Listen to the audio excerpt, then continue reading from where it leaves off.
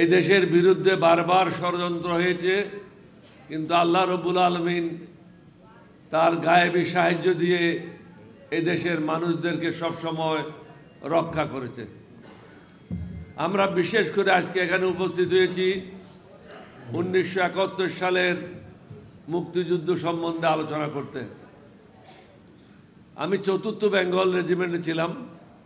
মূলত 70 সালে জুলাই মাসের আগে পাকিস্তান লাহোরে ছিলাম। ওখান থেকে বদলি হয়ে কুমিল্লায় আসলাম ৪র্থ বেঙ্গল রেজিমেন্টে। ৪র্থ বেঙ্গল রেজিমেন্টে আমি ছিলাম intelligence officer, match secretary, sports officer এবং চার্লি কোম্পানি কমান্ডার। 4টা দায়িত্ব আমার উপর ছিল। আমার পাশের অফিসে ছিল আব্দুর রশিদ জঞ্জুয়া, তিনিও মেজর ছিলেন, সিনিয়র মেজর। পাঞ্জাব রেজিমেন্ট থেকে তিনি বেঙ্গল রেজিমেন্ট থেকে এসেছিলেন। আমি ছিলাম অরিজিনাল বেঙ্গল রেজিমেন্টের লোক, 4 বেঙ্গলের। টেলিফোনটা বন্ধ করেন। এক পর্যায়ে শুনলাম জঞ্জুয়া সাহেব ৪র্থ বেঙ্গল রেজিমেন্টের দায়িত্ব নেবেন, অর্থাৎ অধিনায়ক হবেন। তিনি যদি অধিনায়ক হয়, আমি জানি আমার চাকরি থাকবে না, কারণ তার সাথে আমার খুবই খারাপ সম্পর্ক ছিল।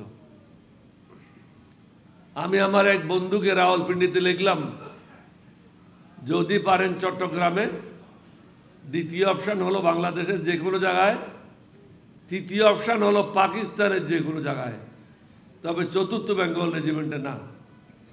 কারণ জঞ্জুয়া যদি এখানে অধিনায়ক হয়, তাহলে আমার চাকরি থাকবে না। আল্লাহর মেহেরবানি, 2 সপ্তাহের মধ্যে আমার বদলি হয়ে গেল। নবগঠিত 8ম বেঙ্গল রেজিমেন্ট, 16 শহর, সিডিএ মার্কেট। এটা সিডিএ মার্কেট, সিডিএ করেছিল, পরিত্যক্ত অবস্থায় ছিল, কোনো দোকানের অ্যালটমেন্ট কেউ নিচ্ছিল না। 16 শহর রেল ক্রসিং এর কাছে। 1 সপ্তাহ পরে দেখলাম মেজর জঞ্জুয়া, আব্দুর রশিদ জঞ্জুয়া প্রমোশন পেয়ে 8ম বেঙ্গল রেজিমেন্টের অধিনায়ক। যেখানে বাঘের ভয়, সেখানে রাত্রে হয়। যার ভয়ে ৪র্থ বেঙ্গল থেকে পলাচ্ছিলাম, শেষ পর্যন্ত তিনি হয়ে গেলেন আমার নতুন অধিনায়ক। যা হোক, শর্টকাট করব। ওনার অফিসে গেলাম, মোবারকবাদ জানালাম, উনি আমাকে দায়িত্ব দিলেন। তখনকার টাইমে, এখন এই রীতি আছে কিনা আমি জানি না, যে কোনো লোক কোনো বেঙ্গল রেজিমেন্ট থেকে যদি অধিনায়ক হয়ে অন্য বেঙ্গল রেজিমেন্টে যায়, যাওয়ার সময় তিনি 120 থেকে 30 জন বিভিন্ন পদবীর সেনা দল নিয়ে যেতে পারত। এখন হয়তো এই রীতিটা এখন প্রচলন বাংলাদেশ সামরিক বাহিনীতে নাই। তিনি আমাকে বললেন, তুমি যেহেতু দীর্ঘদিন থেকে 4 বেঙ্গলের সাথে আছো, খেলাধুলায় যারা পারদর্শী এবং স্পোর্টসম্যান যারা আছে বিভিন্ন, অথবা শুটিংয়ে যারা খুব ভালো, তাদেরকে তুমি নির্বাচিত করে আমাকে তালিকাটা দাও। আমি মাঠে কাজে লেগে গেলাম, নির্বাচন করা শুরু করলাম। এক পর্যায়ে তিনি এক দল নিয়ে চট্টগ্রামের উদ্দেশ্যে রওনা হলেন। অবশিষ্ট দল নিয়ে আমি চট্টগ্রাম 16 শহরে গিয়ে পৌঁছলাম। আমাদের অফিসার্স মেসটা ছিল একটা দোতলা বিল্ডিং। সিডিএ মার্কেট, সিডিএ মার্কেটের পূর্ব দিকে একটা মাঠ, মাঠের পরে আমাদের অফিসার্স মেস, কাছেই ছিলাম আমরা। একটা নতুন ব্যাটালিয়ন যখন গঠিত হয়, তখন নিয়ম হচ্ছে কোয়ার্টার গার্ড, অর্থাৎ প্রবেশ পথ। মূল প্রবেশ পথটা আগের দিন ঠিক করা হয়।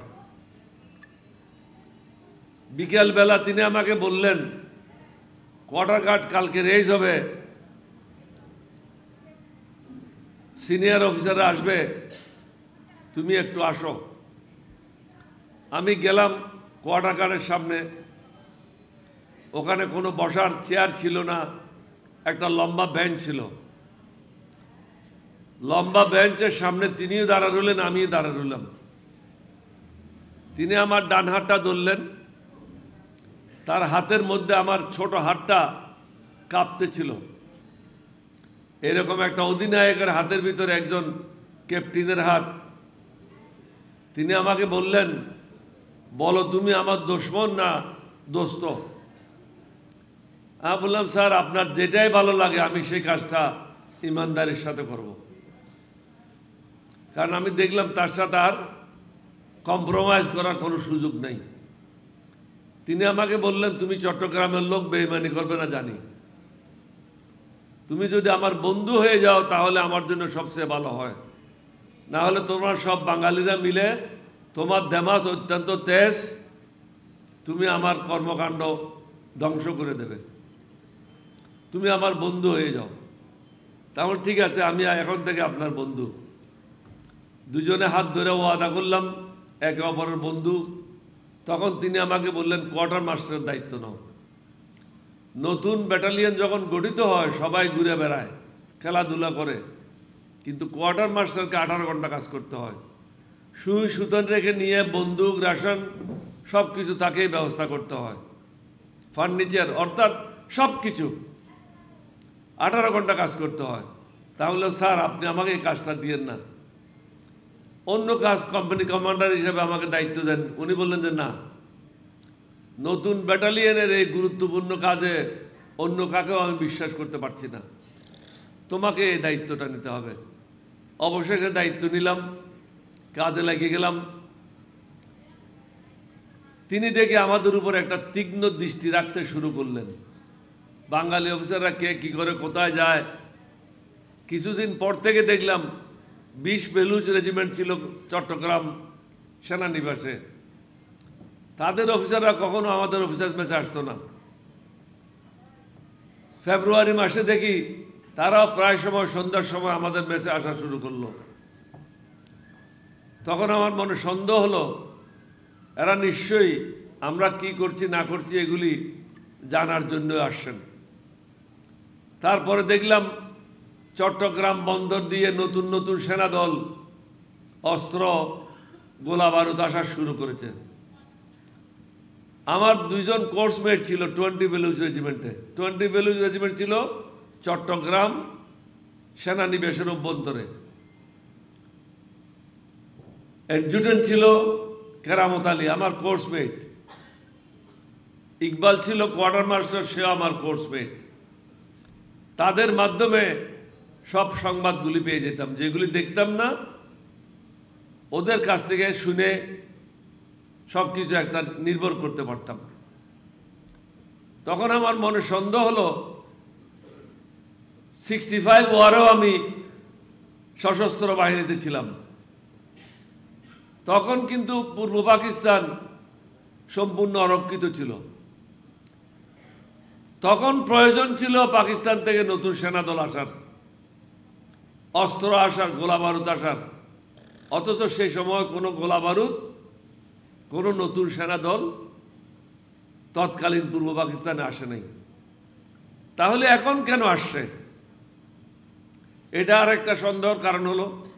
তাহলে 2টা সন্দেহের কারণ হলো। একটা হলো প্রতিদিন বেলুচ রেজিমেন্টের লোকেরা আমাদের কাছে আসা যাওয়া শুরু করলো।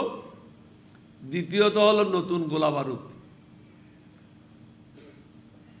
ফেব্রুয়ারি মাস বা জানুয়ারি মাসের শেষের দিকে lieutenant colonel M R Chowdhury, Mujibur Rahman Chowdhury, Sylhet Ranakheli বাড়ি, শহরের কাছে। তিনি আমার অধিনায়ক ছিলেন 4th বেঙ্গল রেজিমেন্টে। একজন অফিসারের একটা দায়িত্ব থাকে, কিন্তু তিনি আমাকে 4টা দায়িত্ব দিয়েছিলেন।